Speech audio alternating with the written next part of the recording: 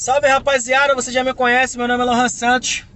Vou falar diretamente daqui do carro, porque é a única maneira que eu encontrei de conversar com vocês e produzir, estar colocando conteúdo aqui pra vocês, tá, rapaziada? Tô ajeitando aqui um pouco a câmera, acho que agora tá perfeito. É o seguinte, falar de Vasco e Flamengo aí nas semifinais do Campeonato Carioca. Vamos lá. Começar falando do Flamengo, tá? Porque o Flamengo eu vou ser bem sucinto. O Vasco acho que eu vou precisar um pouco mais de tempo para poder conversar com vocês. Vasco e Flamengo se enfrentam a princípio o primeiro jogo no Maracanã, tá? E Vasco e Flamengo se enfrentam nas semifinais do Campeonato Carioca, com o Flamengo vivendo um momento de glórias, com o Flamengo vivendo um dos seus melhores momentos da história em relação a futebol. Fato é que, com um time bem encaixado, Felipe Luiz fazendo um excelente trabalho, e não é nenhum absurdo dizer que o Flamengo é extremamente favorito em relação a esse jogo de semifinais. O Vasco hoje não tem condições de enfrentar o Flamengo de igual para igual, porém não quer dizer que não possa dar jogo entre Flamengo e Vasco. E quando eu estiver falando do Vasco, eu vou explicar isso para vocês. Alguns jogadores vivendo o auge da sua plenitude com o Felipe Luiz, por exemplo, o Wesley, jogando muito bem. Cara, não tem muito o que falar sobre o Flamengo em relação ao clássico contra o Vasco no Campeonato Carioca. O Flamengo só vai fazer o seu papel e se jogar 20% do que pode, a não ser que o Vasco, né, que eu vou falar daqui a pouco, guarda esses 20% aí. Faça um jogo extraordinário, que o Paê, o Felipe Coutinho, que são jogadores que têm maiores probabilidades de mudar o jogo, eles façam, sei lá, chover, um milagre. Enfim, isso é o que eu tenho para falar de um Flamengo e Vasco, né? Se fosse antigamente, a gente poderia falar aí, né, por exemplo, no começo dos anos 2000, sobre uma partida mais igualitária, né? Sobre uma partida em que Flamengo e Vasco eram equipes que brigavam sempre ali de igual para igual. Agora, falando um pouquinho do Vasco, eu quero falar do Vasco em relação a essa semifinal, né? Também que eu gostaria de falar do Vasco em relação aos torcedores que estão criticando não, mas cobrando o Felipe Coutinho, e eu não vou passar pano por Felipe Coutinho, tá? E falar do momento, né, que o Vasco está se passando. Então vamos falar primeiro aí das finais. Bom, o Vasco chega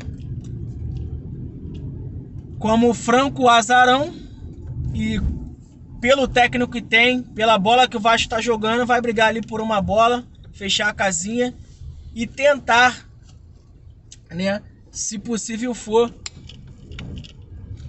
estar vivo no segundo jogo. Vale a pena se ressaltar que o segundo jogo é mando de campo do Flamengo no Maracanã, possivelmente lotado com 70 mil torcedores. E eu vou explicar isso para vocês já já. Fato é que, na minha concepção, em um erro da diretoria do Vasco, eles querem colocar o primeiro jogo em São Januário, que traria a pressão para cima, não só de Fábio Carille, mas também do elenco do Vasco, de vencer a partida, pelo menos por um gol de diferença. E isso está muito fora da realidade do que o Vasco está vivendo hoje. Por quê? Não por conta dos jogadores. Na minha concepção, o Vasco tem um bom time, que daria para jogar de igual para igual contra qualquer outra equipe no Brasil. Fazendo aqui um paralelo muito rápido, se você parar para pensar que o Botafogo foi campeão brasileiro, é óbvio que tinha Luiz Henrique ali, enfim. Mas se você pegar jogador por jogador do Botafogo e colocar jogador por jogador do Vasco, você vê que ali está claro que é mais por conta de uma mentalidade e uma filosofia, que o Botafogo foi campeão brasileiro e o Botafogo foi campeão da Libertadores. Por que eu falo filosofia de pensamento? Filosofia de pensamento. porque na cabeça dos jogadores vascaínos, eles são um elenco muito medíocre para ruim. E não é isso. A verdade é que as pessoas que estão gerindo o futebol do Vasco, elas não acreditam nos jogadores que lá estão. Vale a pena se ressaltar que nós temos 2 jogadores com carreiras internacionais e jogadores respeitados no mundo da bola, que podem sim fazer acontecer o extraordinário a qualquer momento. Basta eles encaixarem uma boa partida. E aí eu já entro no ponto em que a torcida tem cobrado um pouco mais do Felipe Coutinho.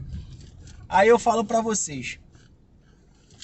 O Felipe Coutinho sempre foi um jogador que, para que ele jogasse, para que ele pudesse estrelar, para que ele pudesse fazer acontecer, ele teria que estar no mínimo ali entre 35 a 30 metros do gol adversário. Por quê? Porque ele é um jogador que ele pode achar um passe, ele pode, né, achar um drible, ele pode, sei lá, bater de fora da área, cavar uma falta, ele mesmo bater, né, fazer um gol de bola parada. Então quando você pega hoje um Vasco e coloca o Coutinho a 50, 60 metros, tendo que voltar para marcar, cobrir muitos espaços, você acaba minando um jogador como o Felipe Coutinho. E eu não estou passando pano pro Coutinho, não. Eu acredito ainda, né, que ele possa dar mais, que ele possa melhorar a sua forma física, ter mais minutos, não do Carille dar para ele, mas tipo assim, Felipe joga entre 70 a 65 minutos cada partida. Quando eu digo ter mais minutos, eu digo dele se completar mais fisicamente, dele estar mais em campo, de não ser necessário a queima da substituição nele. Entendeu? Não, hoje eu quero usar o Coutinho nos 90 minutos. Eu vou usar, é isso que eu quero dizer. Então, o Coutinho também tem que melhorar nesse aspecto, principalmente no aspecto físico, né? Porque o Coutinho, bem fisicamente, você pode ver aí em alguns lances que ele vai brilhar, ele vai acontecer assim, né? Eu também digo sobre o Payet. Então, assim, voltando ao jogo, né? O Coutinho precisa de um jogo apoiado. E quando eu digo um jogo apoiado, é ter um time, um elenco que o deixe em condições de decidir jogos nesses... Não só ele, tá? O que eu tô falando aqui também serve pro Payet. Que deixe ele em condições de não só brilhar, mas de fazer acontecer nesses 30, 35 últimos metros do campo. Que ele pode ali colocar uma bola enfiada, enfim. Então, quando eu vejo essa cobrança, eu acho que é meio que desnecessária em relação ao Felipe Coutinho e ao Payet.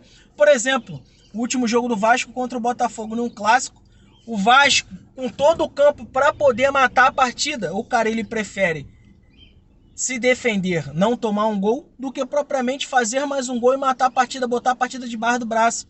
Por que eu tô te dizendo isso? Ele tira o Felipe Coutinho, né?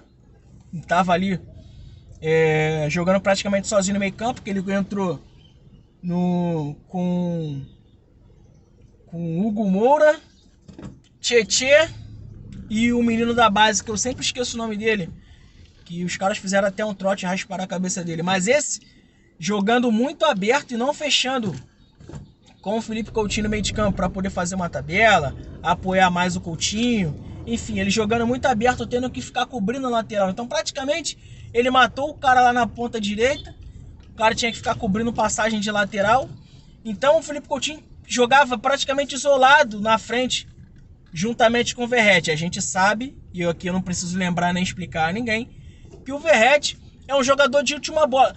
O Verratti é um Luizão. Quem lembra do Luizão no Vasco? Quem lembra do Luizão no Corinthians? O Verratti é Luizão. Ele não participa do jogo, né? Porque eu digo assim, no jogo construtivo, ele não vai participar do jogo. Ele vai estar ali dentro da área para empurrar para dentro do gol. Um Luizão. E aí ele coloca um time do Vasco totalmente espaçado em relação à sua fase criativa e obriga esses caras como Verratti e Felipe Coutinho a correrem mais, a buscarem mais. Por exemplo, tu via o Verratti no jogo contra o Botafogo?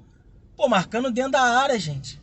Marcando na última zona defensiva do Vasco. Então, assim, fica muito complicado.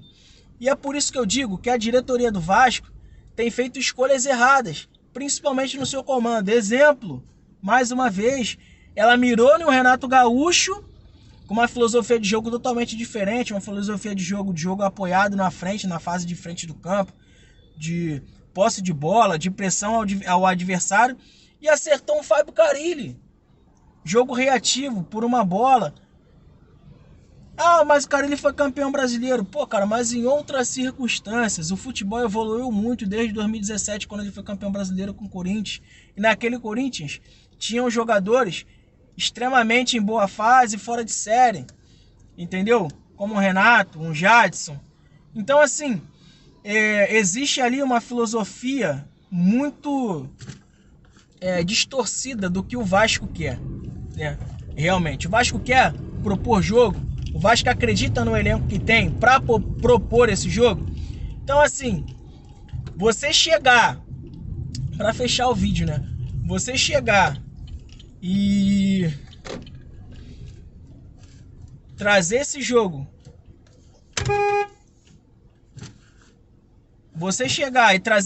para São Januário, dando a responsabilidade do Vasco, colocando a responsabilidade do Vasco de no mínimo vencer por 1-0, para não tomar, sendo sincero, para não tomar uma sacolada no segundo jogo com 70 mil flamenguistas dentro do Maracanã, é muito grande.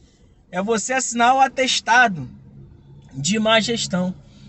Enfim, resumidamente, o Vasco hoje vive um dos seus piores momentos da sua história. O Flamengo um dos melhores momentos da sua história.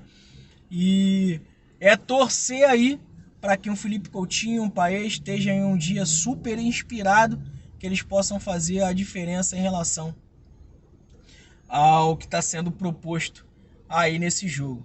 Em relação ao que está sendo proposto no seguinte sentido: o Paes entrar, botar uma bola ali parada de escanteio na cabeça de alguém, bater uma boa falta, o Felipe Coutinho achar um bom passe nesses últimos 30 metros. É viver disso, cara. Viver do time do Carille. Torcer para ele acertar uma bola e dentro dessa uma bola ele conseguir fechar a casinha ali e o Vasco levar esse golzinho pro segundo jogo. É isso. É o que eu entendo hoje que o Vasco possa fazer contra um Flamengo bem estruturado, arrumado e hoje jogando, se não o melhor, um dos melhores futebol do Brasil. É isso. Tamo junto. Deixe seu like, compartilhe, comente o que você acha. E tamo junto. Até a próxima.